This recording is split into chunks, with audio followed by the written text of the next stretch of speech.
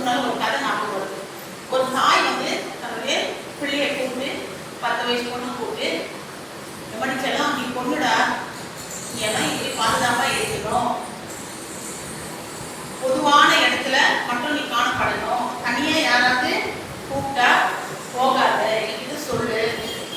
அதுக்கப்புறம் வந்து யாராவது தொடர மாதிரி இருந்து பேசுற மாதிரி இருந்தா இந்த இடத்துல தொடலாம், இந்த இடத்துல தொடக்கூடாது. அதுக்கு நம்ம இப்போலாம் நர்சரியில கூட சொல்லி கொடுக்குறோம், எல்கேஜி யூகேஜில பேட் டச் குட் டச்னு சொல்றாங்க.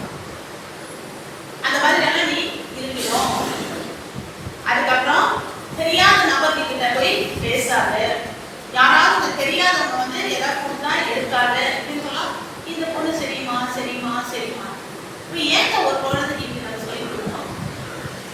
நீங்க ட்ரெயின்ல போனீங்கன்னா இல்ல ரயில்வே ஸ்டேஷன்லாம் போனீங்கன்னா beware of thieves அப்படின்னு இருக்கும். அப்போ ஒரு குழந்தை கேட்டுச்சாங்க அப்பா கிட்ட, ஏப்பா beware of thieves, திருடன் ஜாக்கிரதை போட்டா திருடன் நம்ம பயப்பட வைப்போம். அப்ப அந்த அப்பா சொன்னாரா, இந்த மாதிரி திருடனுக்காக அது போடலடா, நமக்காகலாம் போட்டுது, நம்ம ஜாக்கிரதையா இருக்கணும். ஏழைகளாம் திருடன் இருக்கலாம், வேலையை பார்த்தீங்கன்னா ஒரு அதே போல நம்ம பிள்ளைங்க கிட்ட சொல்ற ஒரு ஆலோசனை பிள்ளைங்களுக்காக, மற்றவங்களுக்காக அல்ல. அப்ப இந்த பிள்ளைகிட்ட இந்த தாய் இது சொல்லும் பொழுது இது நல்ல உஷாருக்குள்ள நம்ம பிள்ளைங்க உடனே இது சொல்லிட்டா, அம்மா அம்மா நீங்க சொல்றதெல்லாம் கரெக்டுமா, நான் செய்யறேன், ஆனா இதே விஷயத்த நம்ம அண்ணன் கிட்ட சொன்னீங்களா, அவனும் வெளியிலாம் போறான் இல்ல. இப்போ ஏன் அதை சொல்ல வரேன்னா, சிஸ்டர் பொம்பளைங்களுக்கு நான் பேசிக்கலாம், பொம்பளை சிஸ்டர், ஆனா பொம்பளை பிள்ளை மட்டும் அடக்கமா இருக்கணும், பொம்பளை பிள்ளை மட்டும் ஜாக்கிரதையா இருக்கணும், பொம்பளை பிள்ளை மட்டும் கல்யாணத்துக்கு முன்னாடி எப்படி இருக்கணுமா கற்புள்ளவளா இருக்கணும். அப்படியெல்லாம் பாக்குறேன்னா நம்ம ஆம்பளை பிள்ளைங்க என்ன பண்ணணும், கூட்டுறோமா? அவனுக்கும் அது சொல்லணும். நம்ம சொல்லி கொடுக்காததுனால தான் இன்னைக்கு இப்படிப்பட்ட பொறுக்கிகள், மனித பேய்கள் தாய்க்கும் தங்கைக்கும் மற்ற பிள்ளைகளுக்கும் பக்கத்து தாய்க்கும் தங்கைக்கும் வித்தியாசம் தெரியாம இருக்காங்க. சில பேருக்கு மனைவிக்கும் தாய்க்கும் கூட வித்தியாசம் தெரியாம இருக்காங்க. அதெல்லாம் ஏன்னா நம்ம பொம்பளை பிள்ளைக்கு எவ்வளவு சொல்லி புத்திமதி சொல்லி கொடுக்குறோமோ அதே போல நம்ம ஆம்பளைக்கு எதுவும் சொல்லி கொடுக்குறோம். நீ வந்து எதிர்பார்க்கற ஒரு பொண்ணு எவன்கிட்டயோ பேசிருக்க கூடாது, எவன் கூட சுத்தி இருக்க கூடாது, அப்படிப்பட்ட பொண்ணு தான் உனக்கு வேணும் முடியல. அப்ப நீ எப்படி இருக்கிற அப்படின்னு அந்த பொண்ணுக்கு முன்னாடி தானே எதிர்பார்ப்போம்.